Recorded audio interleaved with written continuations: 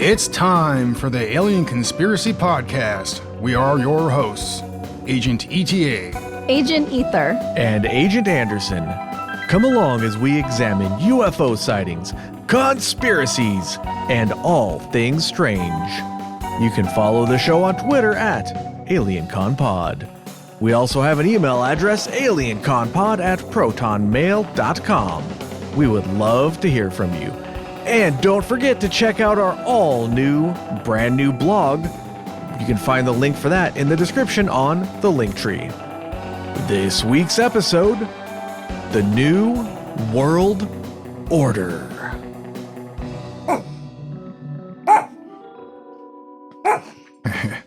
My topic. Sounds like the cryptid has strong opinions about it.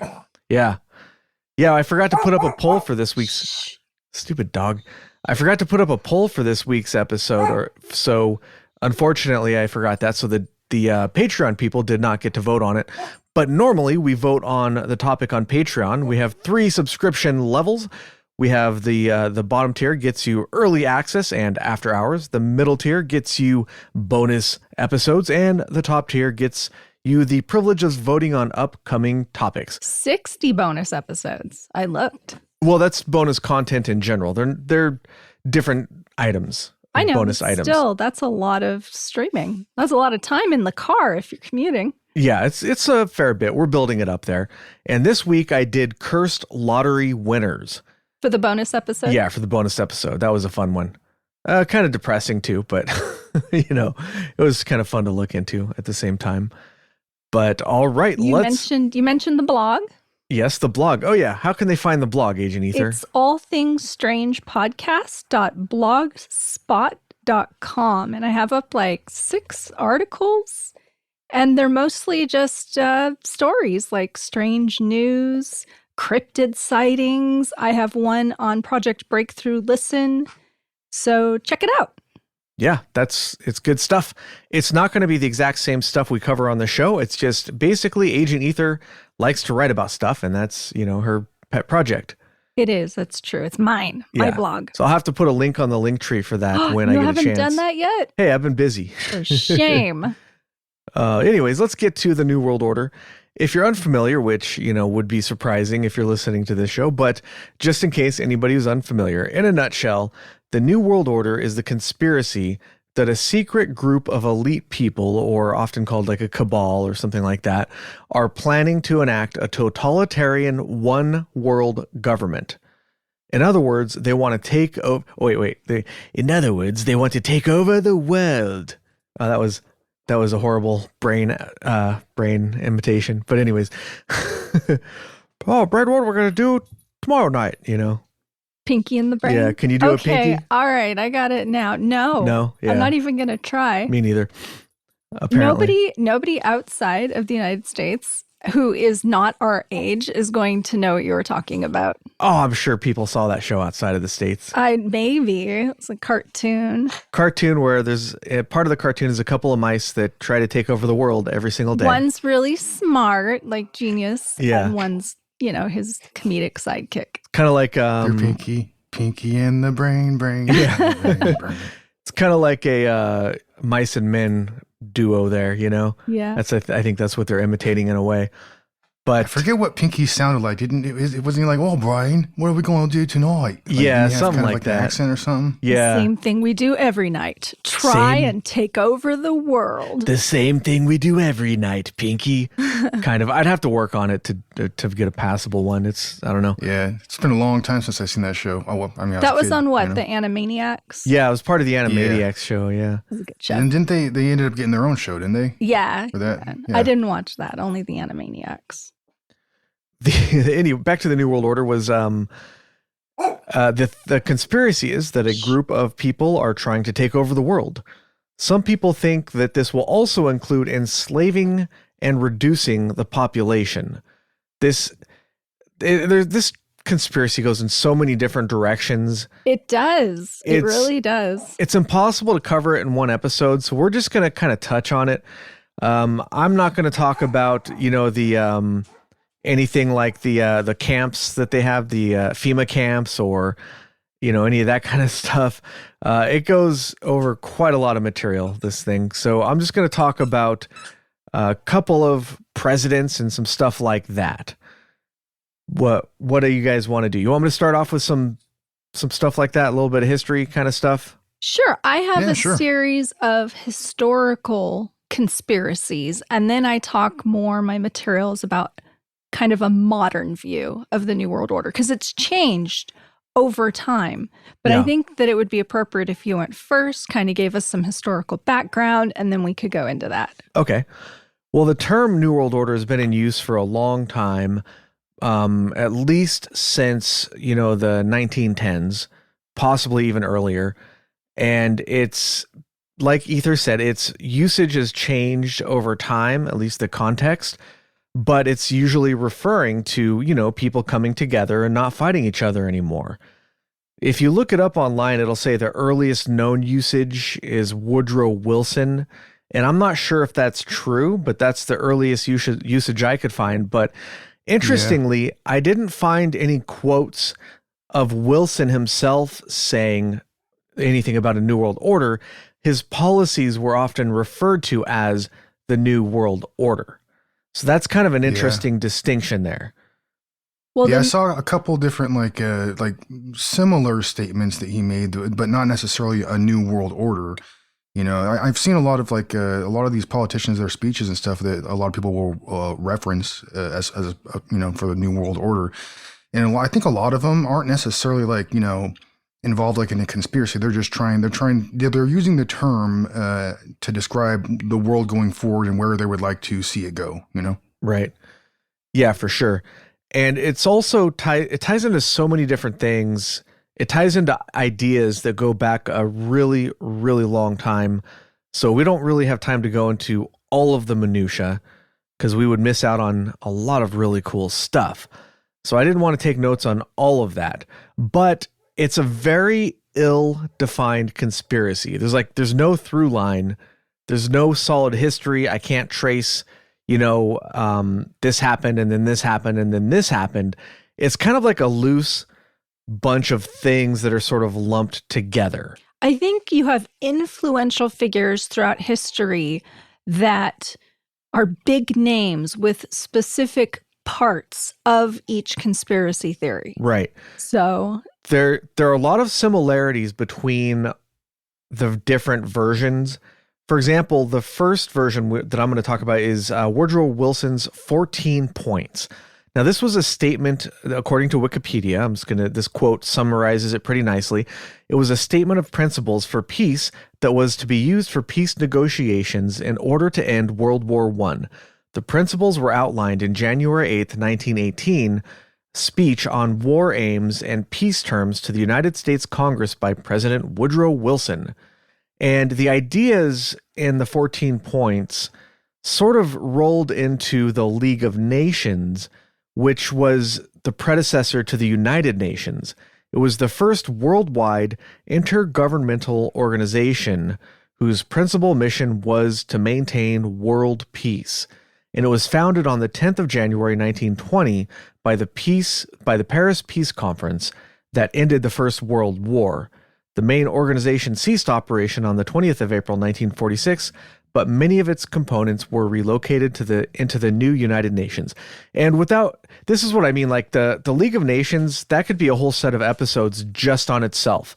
How the history that led up to that, how it was formed, the ideas, the philosophies behind it.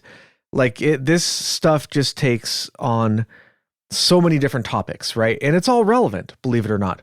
But I don't want to go too far into the League itself, but what led up to it. So the 14 points, also known as the 14 points and the New World Order, is referred to sometimes, and it's actually referred to that on some government websites. What was it? The Library of Congress, I think. There's a couple of points in here that tie directly into the idea of a new world order. For example, point 3 talks about free trade, and point 4 talks about arms control. And the arms control point 4 says, adequate guarantees given and taken that national armaments will be reduced to the lowest point consistent with domestic safety. And one of the key ideas behind the New World Order that a lot of people think, anyways, is part of the conspiracy is you have to disarm the population. You can't enslave the population if they all got a bunch of weapons. So you got to take those weapons away. So this is sort of adjacent to that. I've noticed historically that anytime there's a war or a recession, including COVID, that it's almost like a new theory pops up related to the New World Order and government policy as they try and move forward from the war, from the recession, from major political events. Right. And one of the through lines I've seen through all of the things I looked into that are, considered to be part of the NWO or maybe something in that realm, a lot of times they will, like a politician will appeal to the youth. They'll say it's the youth's responsibility to move forward and get this stuff done. That's very common. And there's a couple of other things too that are very common, like, for example, saying we need to be more peaceful. A lot of people have died. We need to all band together, like this sort of thing. It's very common. And it usually goes along with some sort of loss of personal freedoms. Like, for example, after the 9/11 attacks, people, it was the same idea it was very similar to a lot of the New World Order speeches I went through, saying like, yeah, this was horrible. We all got to band together and, we got to take away some of your personal rights, but it's for your own good. We'll be better off for it, Yeah, and like the Patriot Act. Yeah, at the time they were kind of like, okay, they didn't say it was going to be temporary, but they kind of hinted at it and like, this is what we need to do for now, And then Obama came in and said, yeah, we're going to get rid of all this nonsense. And of course, it only got worse from there.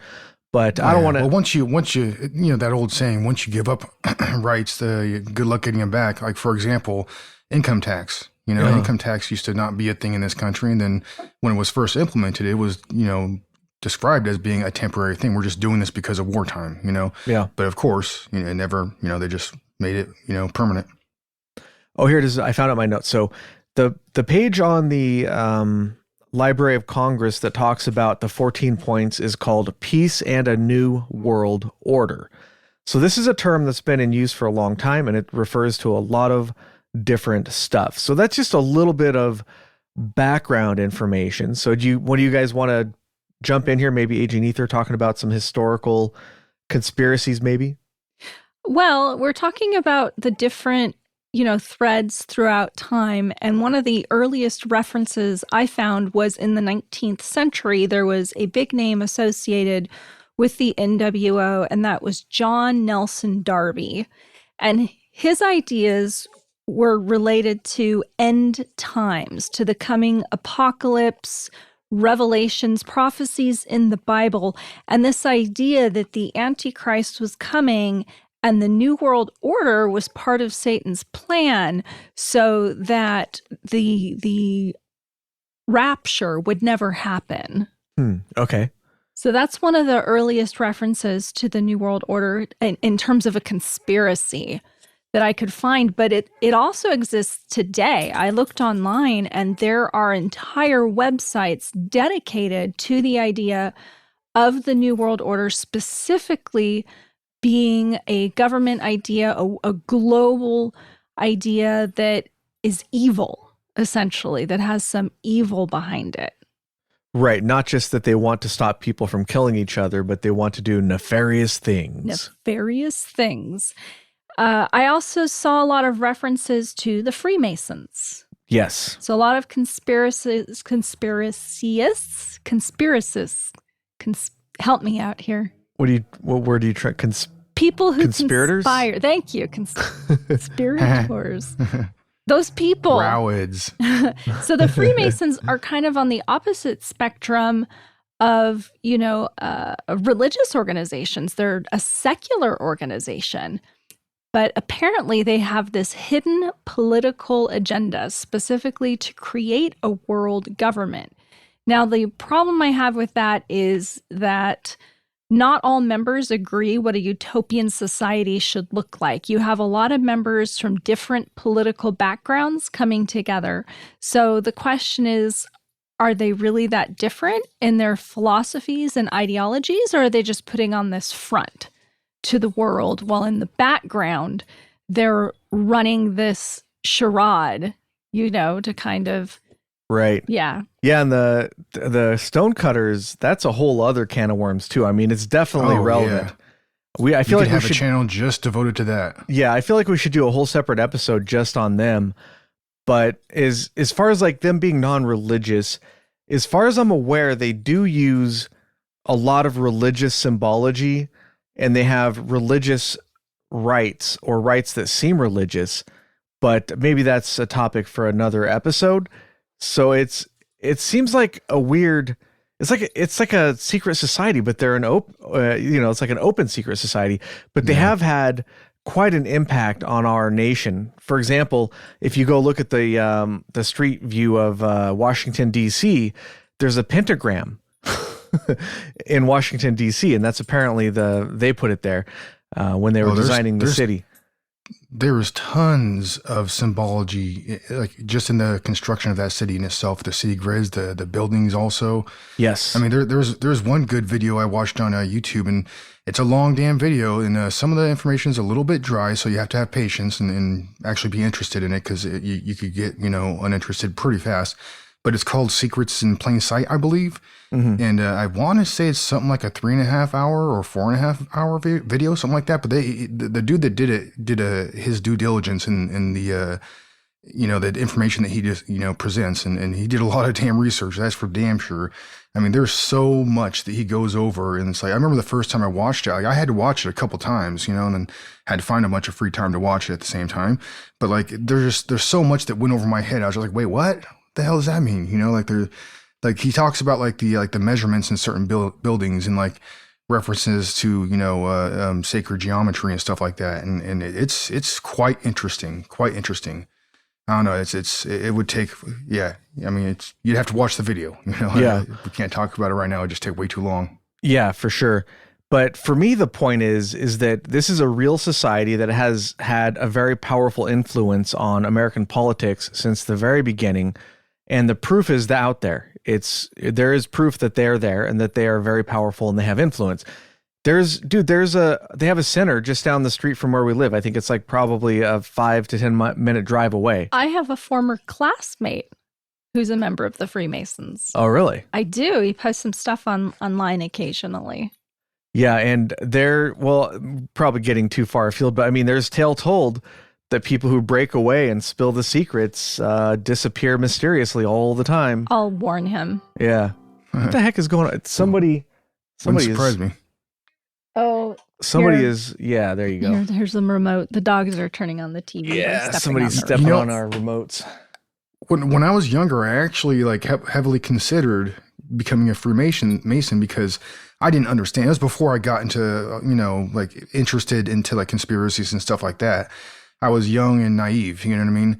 Mm-hmm. And I had a friend that I worked with that was a Freemason, and I was talking to him about it, and he was talking about all the charitable stuff that they do, and, it's a brotherhood, this and that, I was like, oh, I mean, that all sounds pretty good, actually, and he's talking about like the connections that you can have, that can actually help your career, depending on what career you're in and stuff, and there's all walks of life, and I remember him saying too, like you had to be religious, to actually join. You couldn't be like an atheist, Yeah, they require they don't require a specific religion, but they require that you believe in God. And from what I understand, also the reason why that requirement has been made is because during like the initiation process, you actually have to denounce your religion. Huh? Weird. Okay. All right. Weird. We got to wait. Hold on.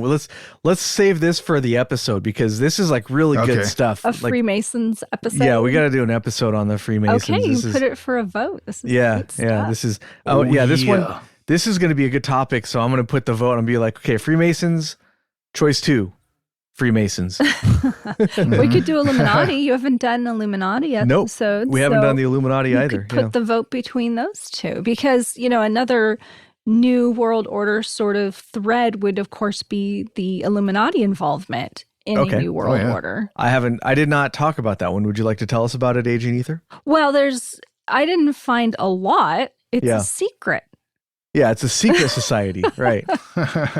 But there's that speculation they're responsible for organizations like specific fraternities, Bohemian Grove, and Oh, yeah. creating think Skull and tanks for the Bones. upper elite. Right, Skull and Bones, exactly. And of course, behind that is this hidden agenda, is the basic idea. Right.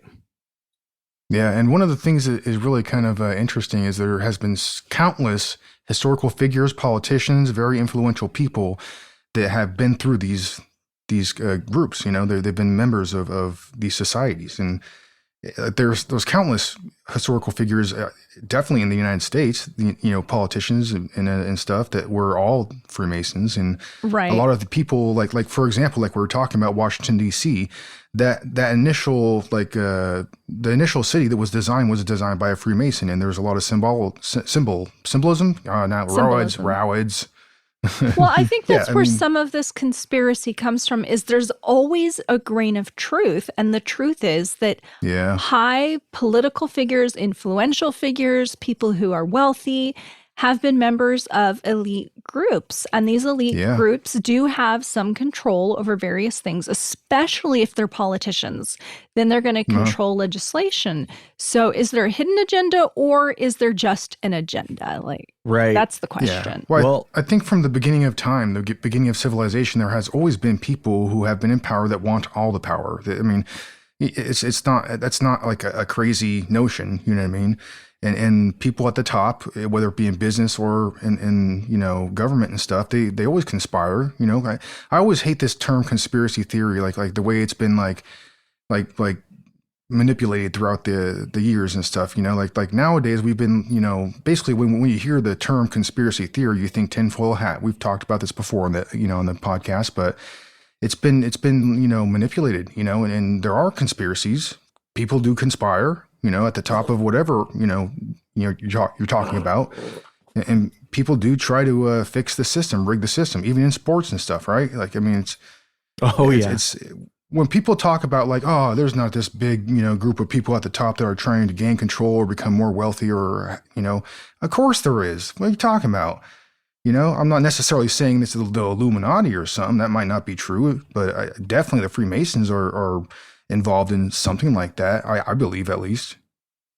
Yeah, and if you look at, just for example, somebody I'll be talking about in a little bit, George H.W. Bush, his father was a very powerful individual, and guess what?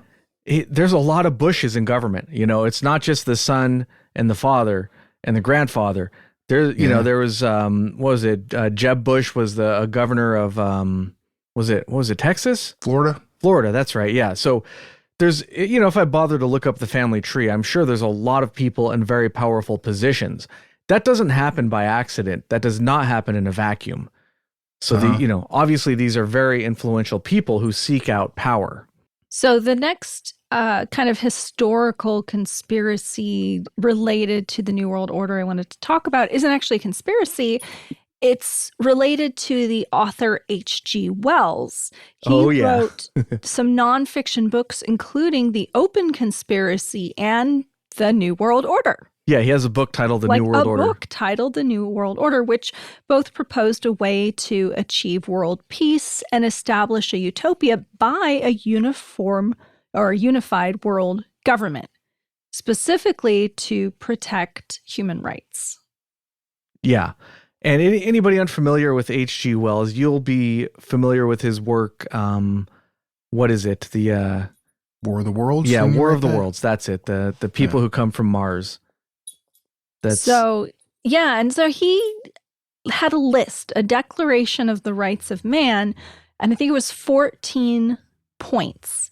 And they included things like everyone has the right to food, to education, to a job, legal protection. Everyone should be able to have freedom of movement, to go where they want, to travel, and to not be tortured. That was on there. Everyone has the right to not be tortured. That seems reasonable. Yeah, I'm down with that. And he argues that this will be a gradual process, natural progress of science. Like it's just going to naturally and slowly happen over time. Well, that's very optimistic Yes. on his part. But, well, what's his timeline there? Did he say? No, there was, well, I didn't read the books. Oh, I see. I Okay. just looked around in regards to the New World Order and, this is what I found. But I didn't read the books. It'd be an interesting read. Yeah, for sure. Well, or not. Or not. Or not. It depends. We also have an idea of a new age, the dawning of Aquarius.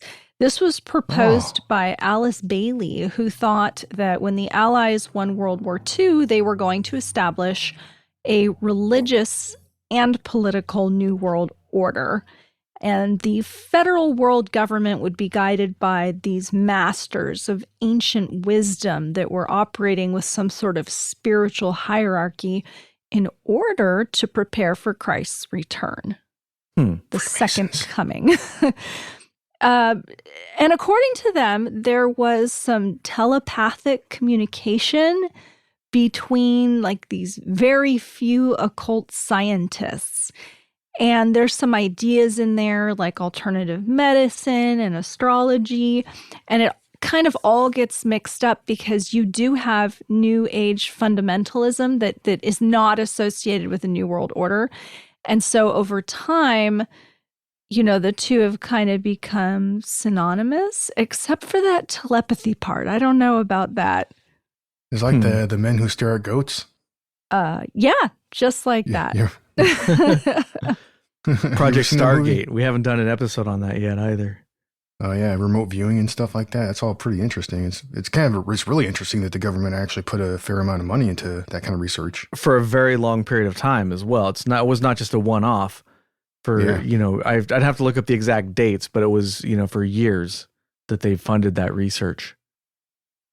And then since the 1970s, there's been this ideal that ETs, extraterrestrials, are aliens from other habitable planets or parallel dimensions, or intraterrestrials like hollow Earth reptilians are going to somehow be involved in a new world order, that humanity is actually working with one of these factions, almost like an X-Files style, to establish a new world order. And in some circles, they think that these aliens are shape-shifting so they can secretly infiltrate government and society and religion, impersonate people, and collaborate among themselves and kind of change the dynamics of our society and our world. And in exchange for our collaboration, we're actually getting UFO technology. Interesting. Oh boy. Have you heard that? Nope, I had not heard that one before. That's I've a good heard a one little bit though. about that. Yeah. There's actually some videos I've seen, like when Barack Obama was president. There was one of his Secret Service guards that there was a video during one of his speeches. I don't remember when or what speech, but I remember seeing the video, and I think it was more so the kind of thing where light refraction or something was influencing the camera where it made this guy's face look weird. But the guy's face and head did look a little weird, and it was one of those things where they basically said that this guy was in the process of shifting his face or trying to hold on to whatever form I that think he had I've shifted seen into. that. Yeah. Oh yeah. But the video is a little iffy though. There's a bunch of lizard people videos online. If that's what you're talking about. It was They're something it was reptilians, not lizard people. Don't be alienist. Yeah, yeah, dude. That's inconsiderate. That's rude. All right? They're subterranean. Yeah. The best movie about that sort of thing is easily They Live, with none other than Roddy Piper. Oh yeah, that's a classic. I'm here to chew bubble gum and kick ass, and I'm all out of gum. Yep. Classic. Yeah, it's a good one. All right. You also have this idea of gradualism, that things are actually being implemented incrementally and slowly. So first you get, like you said, the League of Nations. You have the establishment of the Federal Reserve, the World Health Organization, the European Union, even the Union of the South American Nations. And the Council on Foreign Relations here and in Mexico and Canada, their counterparts have been talking about a joint currency. Now, I don't think that's going to happen, but people who believe in gradualism say the borders are becoming more fluid. We're uniting kind of over here in North America and South America into one entity in preparation for a global unification, but it's happening very slowly. Yeah, that's the one I believe the most, because if you look at everything that's gone on in just the 20th century, and they start with the Federal Reserve, which starts off pretty mild, and then we get to nowadays where, the banks have total control of the financial system, from top to bottom. So it's kind of scary. Just, they started off as just, these banks that didn't really have much control or power, and now they have total power. Don't get me started on the overnight bailouts that they've been doing. Like, it's crazy. Though that's a whole other topic, I guess. And then I have one more. All right. And that's the idea of an American militia movement. This is a little more violent. There's a claim that there's like a secret team. We talk about maybe the black helicopters, right? We've mentioned them on the show before, Men in Black. There's this idea that we're going to be controlled via martial law. So, for example, September 11th is seen by some people as being kind of a false flag, not a real terrorist attack, but maybe there will be a worse terrorist attack, so it'll trigger a police state. Maybe that was a test to see how the American public would react, how much control and rights could be taken away. So if there was a worse attack and it was to trigger the police state, we could suspend the Constitution, impose martial law, take away people's right to bear arms, and it would just be, this new world order in the United States, at least, where the government would have complete control of the population.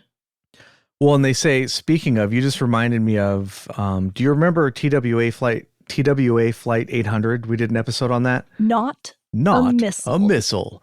Yeah, that one. Some people say that was sort of a dress rehearsal for 9/11, and they were able to shoot down a passenger airplane with a missile in broad daylight in front of many, many witnesses, and they got away with it.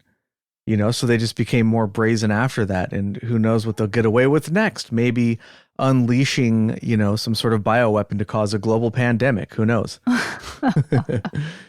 So that's all I have kind of for historical threads, if we're looking at the New World Order, like kind of ideas in the past. And then later on, I want to talk about more present ideas and future ideas. Okay, I guess I'll cut in here and talk. I'll do a little bit about presidential stuff, and then maybe we'll see what ETA, if he has anything. ETA, do you have something to add to this awesome conversation? I do. A couple little things here. Some of the things I wanted to talk about is like quotes from historical individuals that reference, the New World Order. So the first one I'll start out here, it's James Paul Warburg. And if you're familiar, we were just talking about the Federal Reserve Act. He's the son of Paul Warburg, and Paul Warburg is the person that wrote the Federal Reserve Act.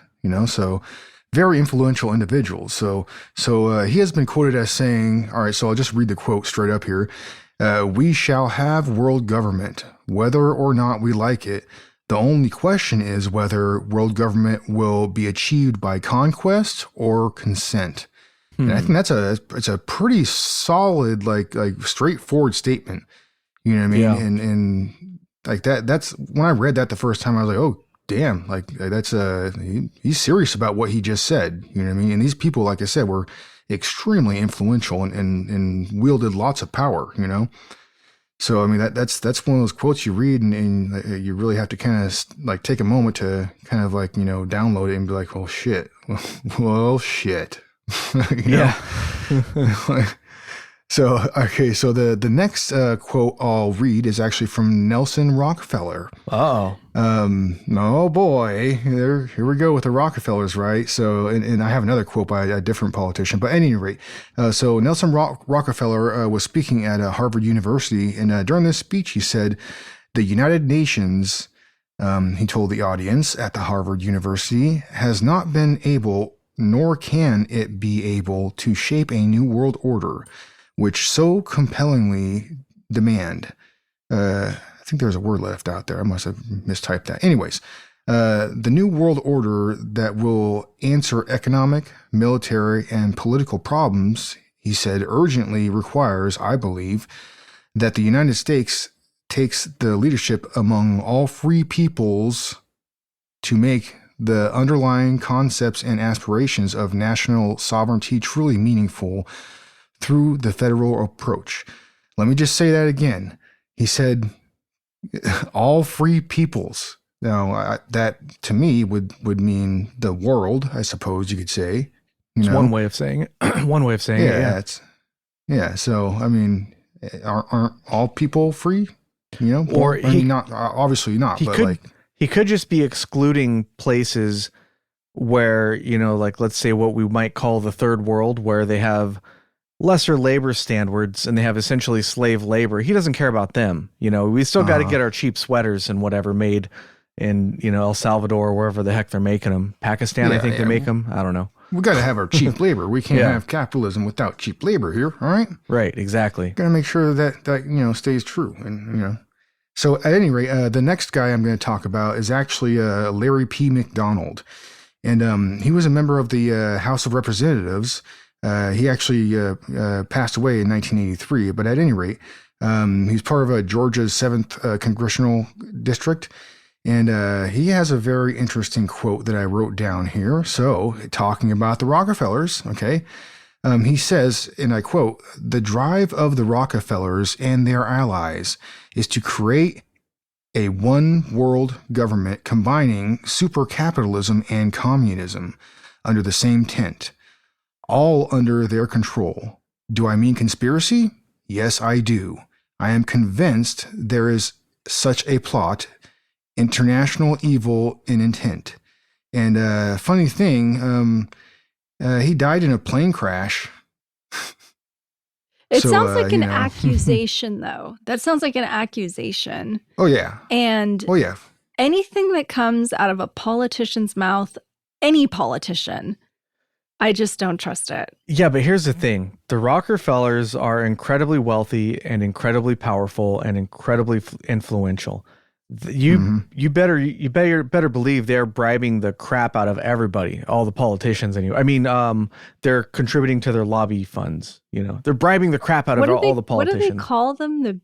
The big PAC funds? Yeah, just legalized bribery. No, is what you call they have it. a word for it though. The PAC 10. PAC 10. What? No. PAC 10 isn't. You're silly. That's soccer, I think. No, isn't it college sports or something? I know. All the football fans out there are losing their shit right now. Yeah, I don't know. The only sports I watch is like MMA, boxing, kickboxing, and jiu-jitsu. Yeah. But it is PAC. It's political action committees. So you donate to candidates through political action committees or PACs. But there have been cases where politicians come out against the grain and then very quickly they lose power. I talked about, who was it, Tulsi Gabbard recently on a Strange News episode, bonus episode, I think. And she went against the party. She said this stuff is corrupt, basically, and then they got rid of her. She's no longer in politics. Mm-hmm. Whether or not you agree with her politics, the point is that she went against the grain, and they don't like it when you do that. Bad things happen. I think you're trying to bait me into saying something right now.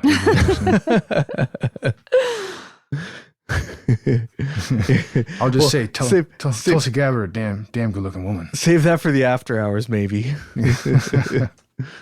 Okay, yeah. So the next, and I don't know if you kind of, I think, mentioned it a little bit, and I don't want to step on your toes or anything, but I was going to talk about a couple of the quotes that George Bush had said, George H.W. Bush. Yeah, go for it. I actually I found the sound recordings. I clipped them out, and I went through and processed them because the sound was very, very noisy. So I spent some time processing it to make it easier to listen to. That what you were doing all day? Oh, okay. No, not all day, but it did take a little bit of time. But well, I also have very good software for that, so it wasn't like that hard. But I have there's that speech that he did on September 11th, 1990. Mm-hmm. I'm sure that's just a coincidence. Just a coincidence. Interesting. In that particular speech, I found 2 different sound clips of him talking about the New World Order. Do you have them? Are you going to play them for us? Yeah, I got them right here on my soundboard if you guys want me to fire them up. Yeah, do it. All right. Yeah, hell yeah. Right let's from do the it. source. All right, here we go. A new partnership of nations has begun, and we stand today at a unique and extraordinary moment. The crisis in the Persian Gulf, as grave as it is, also offers a rare opportunity to move toward an historic period of cooperation. Out of these troubled times, our 5th objective, a new world order, can emerge, a new era, freer from the threat of terror, stronger in the pursuit of justice, and more secure in the quest for peace. An era in which the nations of the world, East and West, North and South, can prosper and live in harmony. 100 generations have searched for this elusive path to peace, while 1,000 wars raged across the span of human endeavor. And today that new world is struggling to be born. A world quite different from the one we've known. A world where the rule of law supplants the rule of the jungle. A world in which nations recognize the shared responsibility for freedom and justice. A world where the strong respect the rights of the weak. This is the vision that I shared with President Gorbachev in Helsinki. He and other leaders from Europe, the Gulf, and around the world understand that how we manage this crisis today could shape the future for generations to come. The test we face is great, and so are the stakes.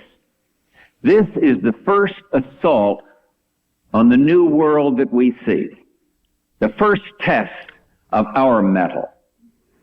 Had we not responded to this first provocation with clarity of purpose, if we do not continue to demonstrate our determination, it would be a signal to actual and potential despots around the world. America and the world must defend common vital interests, and we will. Yay, bravo. Wait, no. Well, Wait, there's, what? So there's a lot more. What? There's a lot more to the speech than just that. But I don't know if you guys were paying attention to what he was saying, but it sounds an awful lot like what we're talking about. It also sounds like Yeah. a lot of speeches that have been made since then. Right. They don't At always... different points in history, at different crises, after 9/11, after the recession, after COVID, you kind of see these themes in the political speeches and the actual language being used, New World Order. Right. But if you're listening to what he was actually saying, it was like a little bit different when you pay attention. Mhm. Like it wasn't your typical speech, you know, at least I don't know. Yeah. And if you listen to more of it, I cut the excerpt down a lot because I didn't want to be playing a speech for 34 minutes or whatever. So I really narrowed down what I wanted to play, but that's a pretty good idea of what that speech was about. And then at the end, he mentions the New World Order again at the very end of the speech. So I guess I might as well play that here once again. But again, listen to what he's saying. Like I'm not saying that it's, you know, a conspiracy, but I'm saying it's kind of weird. So You here- have another clip too? yeah, this is the other time that he specifically says New World Order in the speech. Okay. I found two times. Is that the speech on March 6th, 1991, I believe? No, this is the same speech on September it's the same 11th. speech. Yeah, so Okay. we'll do this one. If you have another quote, I didn't see the one in March, so we'll do this one first, and then maybe you Okay. can tell us about that one. This is a shorter clip. In the final analysis, our ability to meet our responsibilities abroad depends upon political will and consensus at home. It's never easy in democracies, where we govern only with the consent of the governed. And although free people in a free society are bound to have their differences, Americans traditionally come together in times of adversity and challenge. Once again, Americans have stepped forward to share a tearful goodbye with their families before leaving for a strange and distant shore. At this very moment, they serve together with Arabs, Europeans, Asians, and Africans in defense of principle and the dream of a new world order. And that's why they sweat and toil in the sand and the heat and the sun. And if they can come together under such adversity, if old adversaries like the Soviet Union and the United States can work in common cause, then surely we, who were so fortunate to be in this great chamber, Democrats, Republicans, liberals, conservatives, can come together to fulfill our responsibilities here. Thank you, good night, and God bless the United States of America. Did you hear what he said? He said that they're toiling. In the sun They're not toiling. and the sand. They're fighting a bloody ass fucking war, getting bombed to shit, killing civilians and kids who have bombs strapped at them. It was a nasty war. It was not a good war.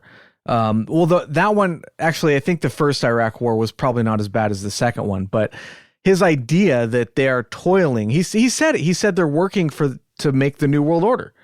I mean, it says it right there in the speech. It's pretty crazy. It's like an open secret, you know? I don't know. I kind of feel like in general in politics, when they discuss the New World Order, they're talking about something a little different. They're talking, maybe. I feel like they're talking about just a future and future ideals, which is a little different than a behind-the-scenes conspiracy, especially a global conspiracy. You can say that any country at any one time wants to expand their boundaries. If you look at, for example, the British Empire, they used to say the sun never sets on the British Empire. They were very excited about expanding their boundaries. And I mean, if you look at the Soviet Union, same kind of thing. Well, yeah, but if you listen in this speech, he specifically says that he was working with Russia and that he wanted to come together with them. Which is crazy to me, considering the political climate that exists today and how far we've come from that level of collaboration and peace and mutual understanding to where we are today. It's astounding to me because things are so tense. Right. I'm not saying that there's proof of anything there. I'm just saying that the way he words things in that speech is kind of interesting and kind of makes me take a step back and go, that's weird. All right. So did you have more quotes from him, Agent ETA? Yeah, I got one more. In what we had kind of touched on also, like there's a bunch of speeches from him that have very similar wording and ideals and stuff, you know. So I'll just go ahead and say this is one of like the speeches I remember, like when it, like as soon as I hear, you know, New World Order, like this speech always like pops up in my head, right? Because like how forceful he said it and the tone in which he says his words is actually kind of surprising, you know. So all right, so in a speech in 1991, he said, "We have an opportunity to forge for ourselves and for future generations a new world order, a world where the rule of law, not the rule of the jungle." There's that quote again. You know, he uses certain phrases often, right, in speeches when he's talking about these kind of topics. So, the rule of law, not the rule of the jungle, governs the conduct of nations. When we are successful, and we will be, and that's one of those things that really kind of always sat with me as like really kind of creepy the way he said it. Like, when we are successful, and we will be, you know, we have a real chance at this new world order. I mean, he goes on further than that, but I think that's like, you know, that's, you know, a good little snippet of the you know, of the speech, you know. And it's I don't know, to me it's like like I said, the way he said it and like the confidence in which he said it is like, oh crap, like this plan is already in place, you know, like it's already being, you know, conducted, you know. So it's I don't know, it's that one always like stood out to me as being a little bit creepy, you know. Yeah, that's I mean, it's interesting. At the very least, it's interesting, right? Mhm. Help! I'm being attacked by doggies. Yeah, they were both attacking me earlier, and now they're over. There's a over- cryptid attack in progress? They're gonna Yeah. step on my keyboard. Now they're over at at Agent Ether. Yeah, I have some quotes too. Did you see the one from FDR? Had a little quote in his. Yeah, I saw that one. I didn't take notes on it because I thought he was, in my opinion, what he said, and I'll let you say it, but I thought that he was kind of, I mean, just talking about the future. You know what I mean? Yeah. I don't know if I'm thinking about the same one as you are, but Well, so he talked about in the Armistice Day address before the Tomb of the Unknown Soldier on November 11th, 1940. He referred to Novus Ordo Seclorum. And the reason I found that interesting is because along these conspiracies, you do run into certain times when they reference like ancient Rome and like Latin. And it's kind of strange. Like, for example, we have Latin on our currency, right? Or on our seal. yeah. Why would they put that in Latin? Why not English? It doesn't make any sense. So I don't know what that means, but that's what caught my attention on this one. Anyways, so he referred to Novus Ordo Seclorum, inscribed on the Great Seal of the United States, and traced to antiquity. By this phrase, Virgil announced the Augustan Golden Age. So here we have this theme, right? It's a new age or a new world order. That age was the dawn of the divine universal monarchy. But Roosevelt on that occasion promised to take the world order into the opposite democratic direction led by the United States and Britain. But of course, democracy is fairly easy to manipulate if you're doing it right. But that one, he didn't say New World Order, but there were some very similar themes there, and that's why that one caught my attention. Oh yeah. Oh, yeah. Oh, yeah. Yeah. Because the cream always rises to the top. Are you going to talk about the recent Biden speech? I was going to do that later, but I was going to Good. see if ETA had a couple more things he wanted to throw in there. I mean, that was the majority of the quotes and stuff that I wrote down. Like, I mean, like most of my other notes, what we've already talked about, so. All right. Then I got another What do one you guys got? from actually JFK Jr., the Day of Affirmation address from June 6, 1966. So what month is June? January, February, March, April, May, June. It's the Six? sixth one. And it was the 6th of June, Okay. 6/6/66. That's Oh, four shit. sixes. Well, it's a lot of Yeah, but sixes. there's also, you got to get to 3 6s before you get to 4, so it's there, Yeah. Okay. And if you turn the 9 upside down and make another 6, then that's more sixes. But anyways, which is even more evil. yeah.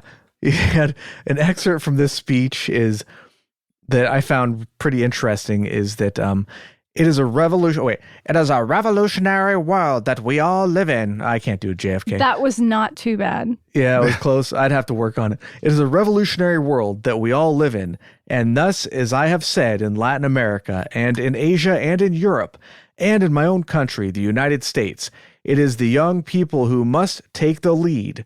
Thus, you and your young compatriots everywhere have had thrust upon you a greater burden of responsibility than any generation that has ever lived.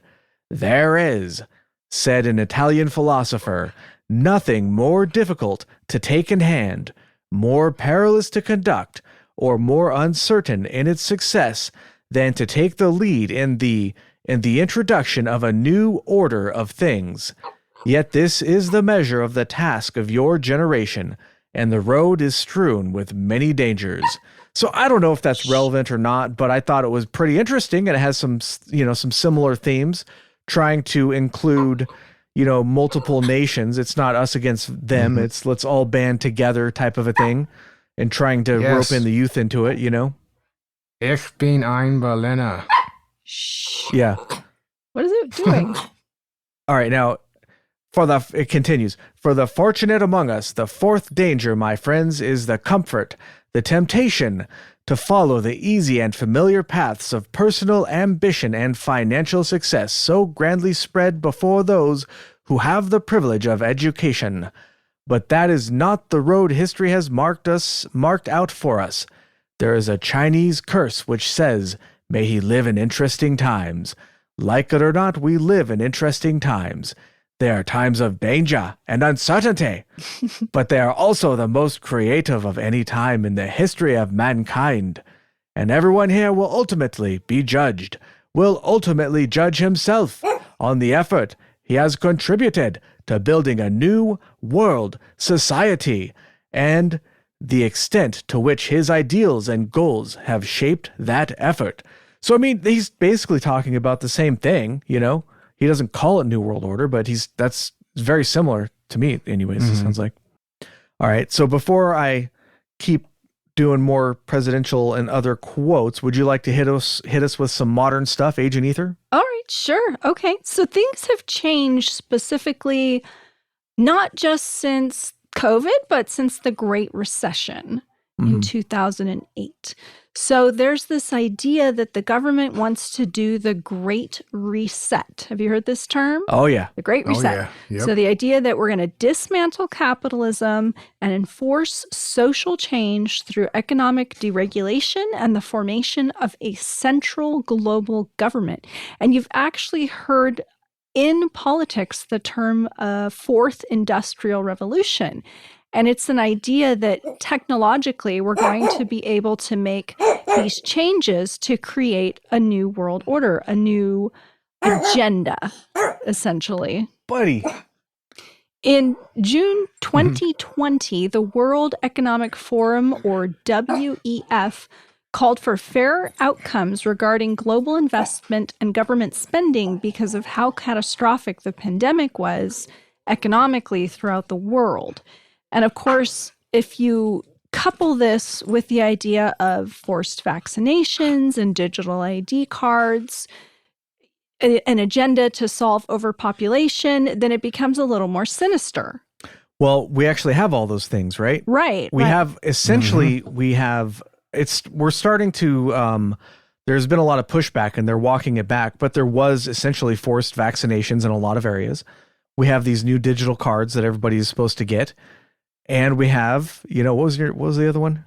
An agenda to solve overpopulation. Yeah, and we also talked about that. We did a whole episode about that. We That's did. right. Yeah, we did. And it's an economic group. It's not the UN. It's not the World Health Organization. It's an economic group calling for changes in government spending. And so you have this situation where instead of serving shareholders, corporations are going to bring together the government and the private sector and civil society. So this partnership that's happening, is global. Our economy is global. It doesn't just exist in America or in China, right? We have this, we're tied together globally. Oh, come on. He's so cute. Sorry, the dog. And you have these huge corporations, and they're basically monopolies. If you look at pharmaceuticals, big names, Amazon, Google, and of course there's Saudi oil. And it's just this big buddy-buddy system for the rich, the 1% of the 1%. Yeah, it's definitely a club, very exclusive club. Now, the UN actually signed a strategic partnership agreement with the WEF, with the World Economic Forum in 2019, in order to come up with this public-private partnership globally under the guise of food and medical distribution. So they were saying, we need to, instead of deregulation or the control by, let's say, the World Health Organization for food and medical distribution, we're going to partner with corporations, with big corporations, and give them control. Right, like Monsanto. So yeah, you have this idea that corporations are no longer serving their shareholders, that they exist, in fact, for an entirely different reason, for an entirely different purpose. Right. So is that the only modern conspiracy you have? No. Because that's a good one. Yeah. I find that very believable and compelling. No, there's also, there's not a global conspiracy, but there is this idea out there that the Ukraine war is a test of the New World Order. Eventually, there's going to be, if population control works the way the world order wants it to, there's going to be the golden billion on the planet. People have passed the test, people who have conformed. It's going to happen in stages. And one such test is, in fact, Ukraine. Putin was quoted as saying that that the neo-colonial world system has ceased to exist and the multipolar world order is being strengthened.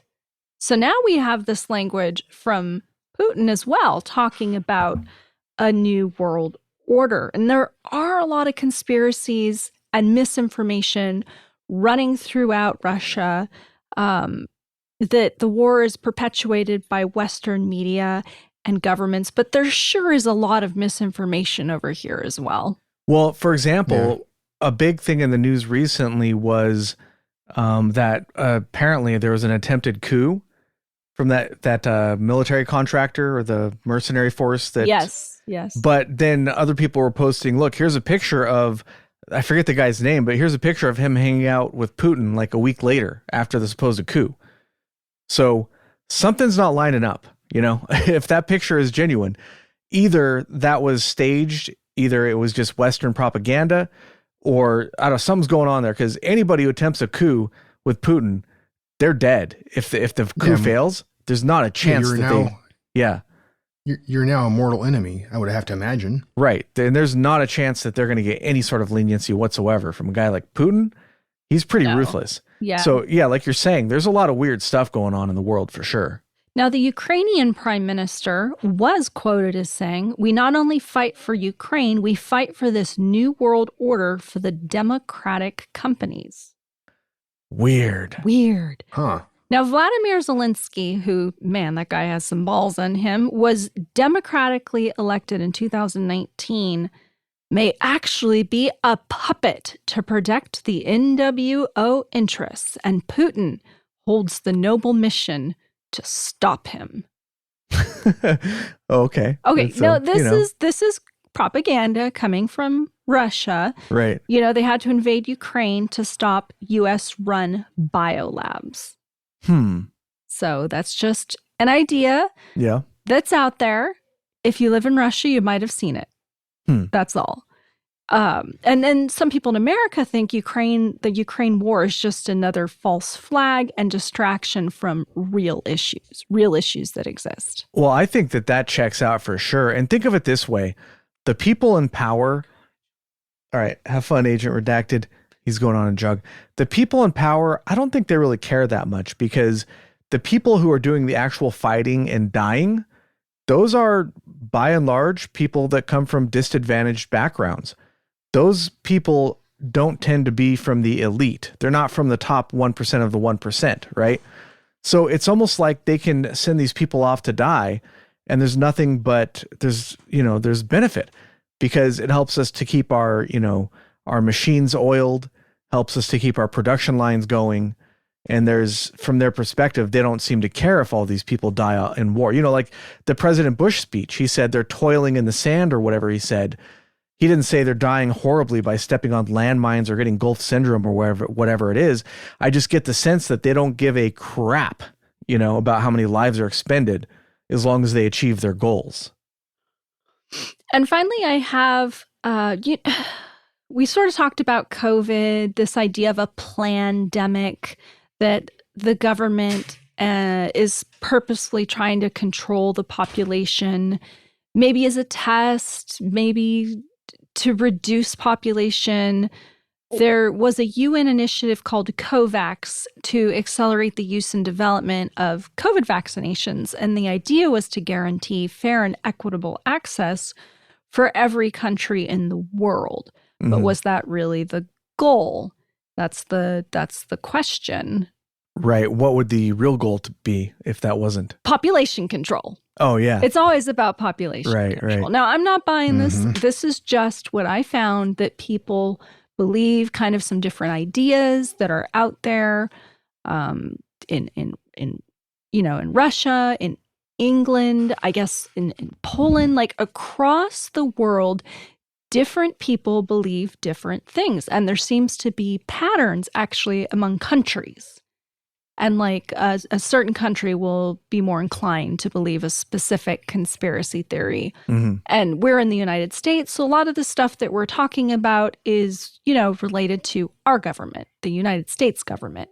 Right. But if you go somewhere else in the world globally, they have their own political system, and there do exist the same kinds of ideas, the same kinds of things we've been talking about, same kind of language among their politicians, especially in democratic countries. Interesting. Very. Are those your modern theories, Agent Ether? Those are my modern theories. I have some thoughts too, but I wanted to save that for the end. Yeah. Save it for the end. I got some more good stuff coming up. Are you guys familiar with Harry Kissinger? Yeah. He's rich. No, he was I don't know. very, very important person for a very long time. We won't go into we should do a whole episode on him. He's a very interesting individual. But anyways, government dude, very powerful. He has a quote that says from 1994, he said, "The New World Order cannot happen without U.S. participation, as we are the most significant single component. Yes, there will be a new world order, and it will force the United States to change its perceptions."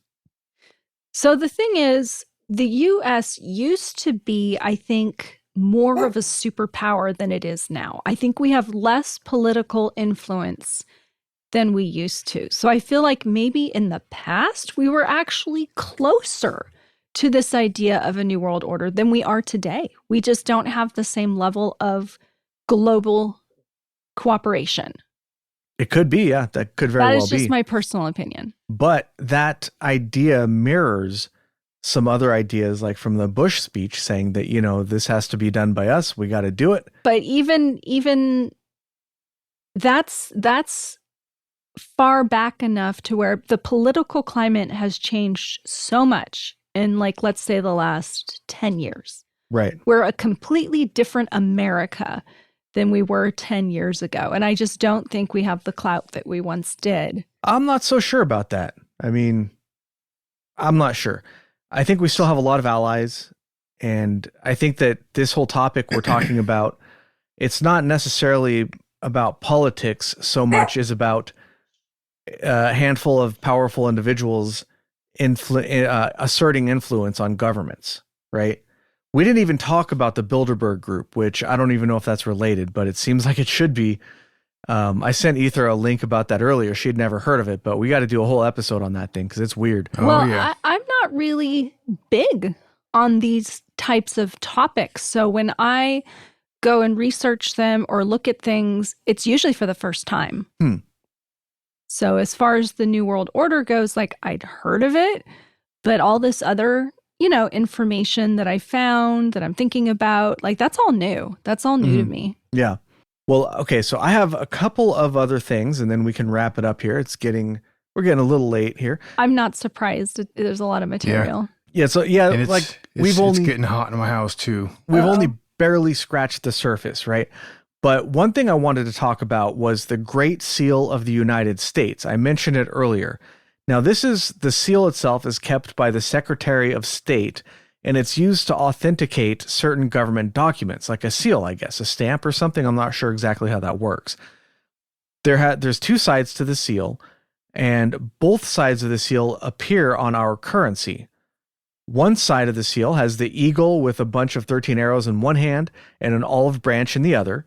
That's pretty familiar. Most people are familiar with that, I'm sure.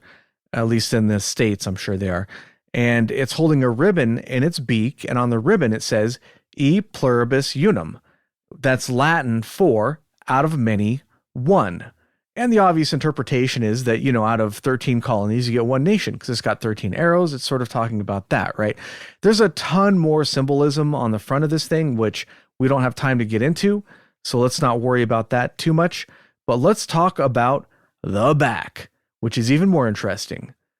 So it has, first of all, like I said earlier, it catches my attention that there's like Roman numerals, there's Latin, and there's stuff like that is sort of curious, because when we came over here, when we became a nation, or when we were trying to do so, we actually changed. Yeah, screw you, England. We actually changed the English language to be different from England. So we wanted to be new. We didn't want to have throwbacks to older countries. So why use Roman stuff and Roman references? It doesn't make any sense. And the reason I know that, by the way, is because once I Googled, why do we spell color differently than England? It doesn't make any sense. I guess we made that change intentionally to differentiate ourselves. But, it's COLOR versus COLOUR. I'm just going like to use the English version now from England. Yeah. It looks cooler anyways. I guess. It's harder to spell because it has one extra letter. But anyways, the back of the seal, it's also on our currency, on the back of your currency. It has an unfinished pyramid, and at the top is the Eye of Providence, which is an eye in a triangle, and it kind of looks like another pyramid floating above, and it's got like light coming out of it and stuff. The lower pyramid has 13 layers for the 13 original colonies. And let's not get started on the possible symbolism here of, just what I've said. We could go on for a whole episode just on the symbolism. Now there. I have that song stuck in my head about the 13 original colonies. 13 original colonies. The Roman numerals at the base of the pyramid they add up to 1776, the year of the Declaration of Independence. On the back side of the seal, there are two texts. On top, it says Annuit Sepsis, and that means the Eye of Providence has approved our undertakings. And underneath it says Novus Ordo Seclorum, or a new order of the ages. Kind of weird. Dun. And the Eye of Providence, or the all-seeing eye of God, is supposed to symbolize the divine eye of God watching over humanity. But guess who else also uses this symbol an awful lot? Is it the Freemasons? It's the Freemasons. Okay, I thought it might be. Yeah. And guess who? I guess there was a bunch of people in charge of coming up with these symbols. Not all of them were Freemasons, but some of them were. And I guess back then we're not 100% sure who was and was not a Freemason. We know for a fact that certain people were, but we don't know exactly who all of them were. So it's, it's up in the air, I suppose. Right. But it's still really kind of weird. Well, I want to speak to the Latin, though, because, it used to be that the wealthy were tutored in Latin and Greek. Okay. So in the United States? Everywhere. Okay. Like if you were wealthy, you spoke Latin and Greek, and you studied it in school. So it doesn't surprise me, because that seems like kind of an elitism sort of thing. It could be, yeah. I don't know. That's just my interpretation. But our whole shtick back then was, by the people, for the people. Yeah, but for a very exclusive club of people, right? We're anti-elitist so long as you're not, not white or a woman. Or, right, you have to own land too, right? Be a landowner. You have to own land. So basically you had to be wealthy, which means you probably spoke Latin. Okay, that's an interesting idea. I wasn't aware of that. But that we could go on about like the Freemason symbology and stuff like that. We already talked about that a little bit. But I just wanted to throw that out there because I thought that was kind of a weird symbolism, and it's often discussed in the whole NWO discussion. Why would they put symbols like that on our currency, and why would it be our nation's seal? Well, I mean, we can speculate on that, but again, it might be just a symbol that a small group of very powerful elite are exerting their influence, and they want us to know about that, even if it is only subconsciously. All right, let me skip a little bit here. More about the seal. I'm just going to go ahead and skip that. Edit. And here we go. Biden. We got to Biden. Finally, yes. Now, I guess this was just last Monday, while Biden was addressing a business roundtable, including higher-ups from GM, Amazon, and Apple, among others. It didn't say exactly, the article I saw didn't say who it was. I probably could have found out more about that if I had time, but there's so much to look into here that I didn't have time to really dive into any one of these individual topics, many of which could sustain a whole episode in and of themselves. But here's what he said. Let's see. He said, we are at an inflection point in the world economy. Not just the economy, but the world. Occurs every 3 or 4 generations. An inflection point that occurs every 3 or 4 generations. That's kind of interesting. And specific. Yeah. As one of the top military people said to me in a secure meeting the other day, 60 million people died between 1900 and 1946. And since then, we've established a liberal world order, and that hadn't happened in a long while. A lot of people dying, but nowhere near the chaos. And now is a time when things are shifting. There's going to be a new world order out there, and we've got to lead it. And we've got to unite the rest of the free world in doing it. So that's pretty interesting. Man, people had a field day with this one. Across social media, I read there were just so many people discussing it. You got hashtag New World Order, NWO. Right. People are still going apeshit over this as we speak, right? And it has a lot of similarities with some of the other stuff we've talked about. And what I find surprising about this is that, okay, so first of all, a lot of politicians don't necessarily write their own speeches, and it's almost certain that Biden doesn't write his own speeches. You know, he could barely say the speeches at this point, which is, it's kind of sad.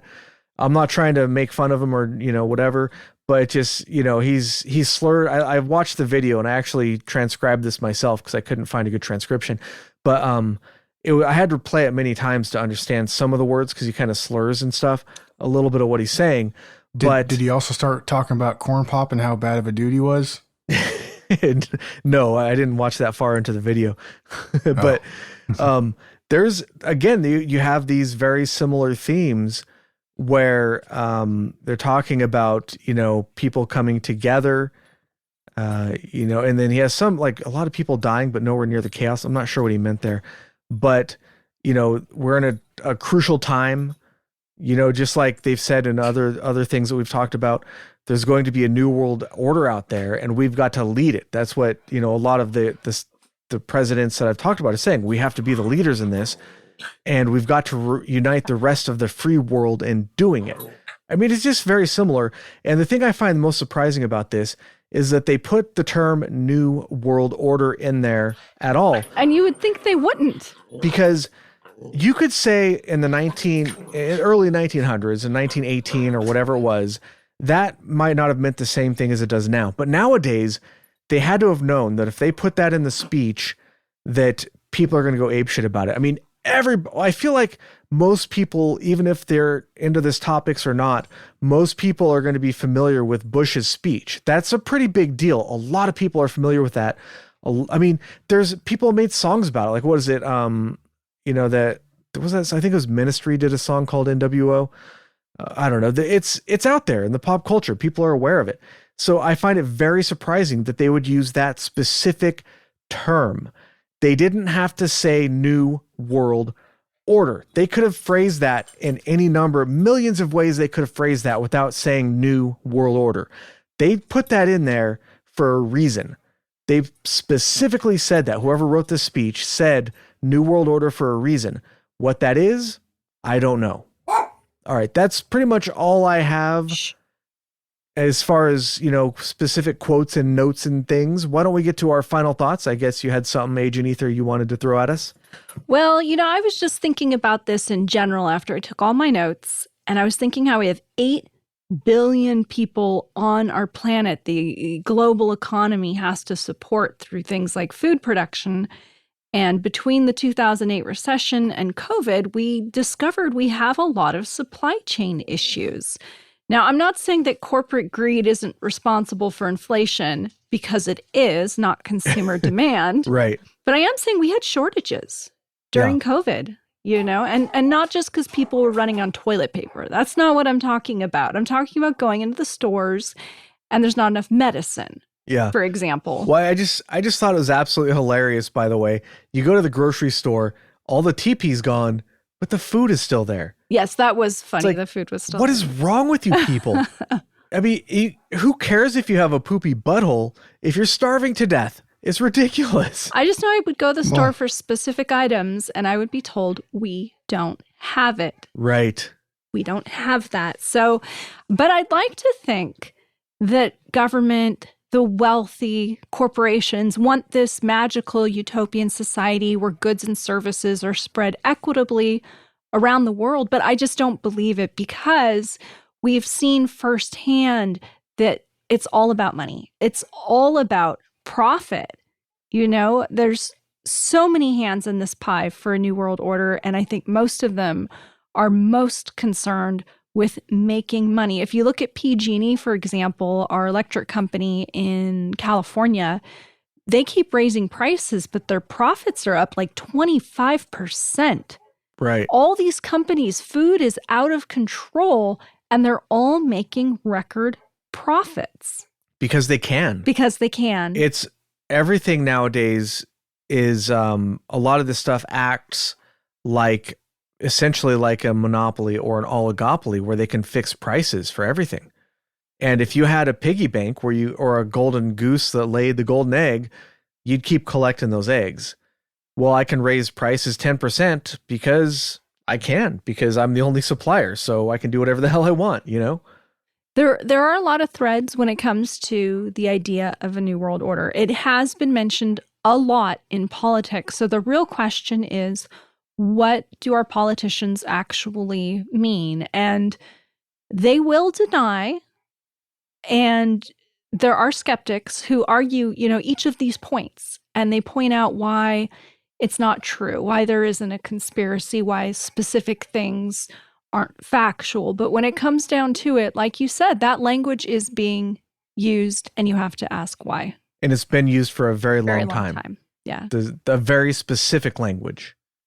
So Yeah. that was my final thought. Yeah, that's an interesting idea. I can't disagree with that necessarily, and I tend to agree with that. You know, it makes a lot of sense, and it's all about the power. And if you just think about it, once I was listening to the radio, and they were talking about the farmers in Central California could not find enough people to pick the fruit, and the fruit was just rotting on the vines, right? So I did a little looking because I'm like, all right, sure, you can't find enough workers. We live in a state of, 30 million people, and you can't find enough people to pick some fruit. So I looked into it. It turns out that a lot of these farms, they're owned by corporations, and they pay people not by the hour, but by the basket. And by basket, I don't mean, the dinky little Easter basket you got. I mean like a basket that's probably 4 feet in diameter and 3 feet high. If the workers can fill up that basket, they get a few dollars or whatever. So I looked it up, and on average at the time, and I doubt it's very much different now, at the time, the workers made something like, I don't know, $15,000 a year each. Right. And that's hard work. And work. This was, let's say it was about 2010 or whatever. This was not that long ago. It was a while ago, but it's not that long ago. 2010, 2015, who knows? And 15,000 for full-time plus for back-breaking labor, that's nothing. No wonder they can't find anybody to pick their fruit, right? And I looked a little further, and it turns out that for most things, the labor costs are about 1% of the total. So if you're telling me I go and buy a bag of oranges, if I go to the grocery store, a bag of oranges, of navel oranges, is going to be like $8 where I live, right? So if you just tacked on an extra dime, charge me an extra 10 cents, then you could double what these people are earning, and you could pay them a much more comfortable wage. Why not? It's just a dime out of $8. That's nothing. I wouldn't even notice that on my grocery bill, to be honest. So why don't they do that? Well, if they did do that, they would pocket it. It's never going to go back. There's no trickle down. Right. But why not? It's an insignificant amount of money for me, and I'm not rich, So why can't they do that? Well, you know why. It's not about the money. It's about the power. That's Yeah. why. Yeah. Because the people who pick these fruits, I think that by the employers, I think they're seen as subhuman, right? Just the same. These are the same sorts of people who might have owned slaves back in the day. They don't have enough money for their own housing. So they live in group housing. They live basically in a bunch, a group, open room with a bunch of bunk beds, They live in absolute poverty. They don't have rights. They can't go on strike. They don't get education. They don't have medical care. They're essentially modern day slaves. They get a little bit of money. They don't have to be there. So they're technically not slaves. But you know what? It still doesn't feel that good knowing that this is going on in this country, which is supposed to be the home of the free. So I think that, when you're talking about finances and stuff, I think it's more than just money. I think there's people out there that no matter what, they don't want other people to have resources. They want to have more than other people. Right. So this whole idea about sharing, about corporations sharing It's resources, bullshit. I just don't buy it. And since that seems to be a theme when the government talks about a new world order, it makes me question what they're talking about. Right. Like I was saying when I was talking about 9/11, they're saying, just give away a little bit of your personal freedoms. It's for your own good, right? That's how they're selling it. It's for your own good. Trust us. We'll take care of you, right? And that's why so many people think that this new world order is a real thing and that they want to enslave the population. Right. Right. Like I said at the very beginning, I don't know. But the problem with this conspiracy theory is that there's no, like I said earlier, there's no throughput. Like you can't really line it up and knock it down. It's not well defined. It's not easy to define. You can't point your finger and say, these are the major players. This is the timeline and this is how it happened, Well, some people do, though. There are websites where they are dedicated to one of these specific topics, like end of times, where they do outline a timeline. Mm-hmm. But that's very specific, right? Yeah. That would be somebody who's fundamentalist and Christian. That's who it would apply to. Yeah. So you kind of have these small subsets of culture, these small populations who will, apply the idea of a new world order in a very specific way, whereas the rest of the population believes something different. Right. Yeah. And I'm not just talking about like people with money, people who are rich. I'm talking about like the global elite, the people calling the shots. So it's strange to me that no matter how much they accumulate, like Bill Gateses or, your Steve Jobs or people like that who accumulate, Jeff Bezos, all the money in the world, they never stop accumulating because it's not about the money. It's about the power, These people get so rich that they couldn't possibly spend all their money. Their grandchildren and their great-great-grandchildren, whatever. It's generational, It's just weird. It's a very strange thing. It's hard for me to understand it. ETA, do you have any final thoughts? Yeah. I mean, I'm right on line with you guys. My opinion of this conspiracy theory is that people do conspire, especially people at the top who have an opportunity to gain more control, gain more wealth. And so why wouldn't they? It's just like the same notion as in sports with people using like steroids or performance enhancing anything. Of course they will if they have a chance to get an edge on somebody else. Of course they're going to. They're competitors. Are you talking about John Jones? Oh sure, he's one of them. Yeah. We'll wait for the after hours for that. Yeah, I don't know if I'm going to be in the after hours. Yeah, man. he said it's hot. I'm sweating bullets right now in my house. It's 111 degrees outside right now. I have my a house colleague. Is warming fast. I have a colleague who lives in Phoenix. She said it was 120 when she walked to her car, and the pavement was kind of shining the heat back up. And she said when you took into account the fact that there was the asphalt or whatever, it was 130 degrees. She said she was having trouble breathing. All right. Well, I guess in light of that, I guess maybe we'll wrap it up and we'll hit up after hours next time so that you want to give a shout out to our live audience. So ETA doesn't die of dehydration over there. ETA. All right. Yeah. Live audience this time. We got Donut Slayer, Titanium Over, ... King Chattison, Tyrannosquatch, a new listener this week, Super CKR, Super Chicker, I'm guessing, I don't know, and Aussie Meemaw. Thank you guys so much for showing up to the live show. And we got So I'm hoping to do a video format. I keep saying this, but we're getting closer to that. I just need to get Agent Redacted to make me a logo. He's working on that, so we'll see. But anyways, thank you guys so much for listening, and we'll catch you next time. Keep it strange.